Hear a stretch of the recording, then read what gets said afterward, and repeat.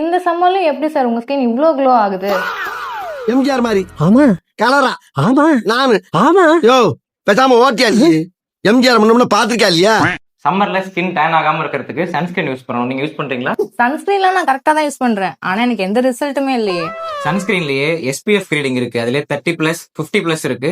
அது நம்ம ஊர் கிளைமேட்டுக்குலாம் 50ல PA3+ இல்லனா 4+ யூஸ் பண்ணணும். அடுத்து முக்கியமான விஷயம் ஹைட்ரேஷன் கரெக்டா மெயின்டைன் பண்ணணும். தண்ணி நிறைய குடிக்கணும். நீங்க எவ்வளவு லிட்டர் தண்ணி குடிச்சீங்க? நான் லிட்டர் கணக்குல எல்லாம் இல்ல சார், ஒரு கிளாஸ் குடிப்பேன். ஒரு நாளைக்கு குறைஞ்சபட்சம் 2ல இருந்து 3 லிட்டர் தண்ணி குடிக்கணும். அதுக்கு ஒரு சிம்பிள் ஃபார்முலா இருக்கு. 1 கிலோ எடைக்கு 30 ml தண்ணி குடிக்கணும். சரி சார், பாட்டில் கூல் ட்ரிங்க்ஸ் குடிச்சோம்னா நம்ம பாடி ஹைட்ரேட்டடா இருக்குமா? கார்பனேட்டட் பீவரேஜ் குடிச்சீங்கன்னா டீஹைட்ரேஷன் தான் ஆகும், ஹைட்ரேஷன் ஆகாது. சம்மர்ல ஹைட்ரேஷன் மெயின்டைன் பண்ற மாதிரி 5 பெஸ்ட் ட்ரிங்க்ஸ் சொல்றேன்.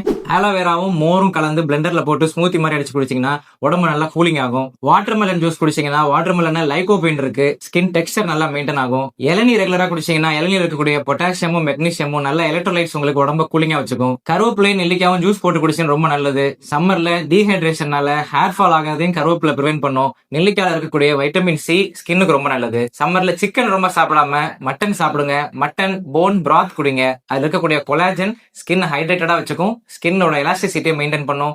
ஸ்கின் நல்லா க்ளோயிங்கா இருக்கும். நீங்க கொடுத்த டிப்ஸ் எல்லாம் ஃபாலோ பண்ணி இன்னும் 1 மாசத்துல எப்படி தகன் மின்றன் மட்டும் பாருங்க சார். ஏன்டா எல்லாருமே சுனா பணம் ஆயிர முடியுமாடா?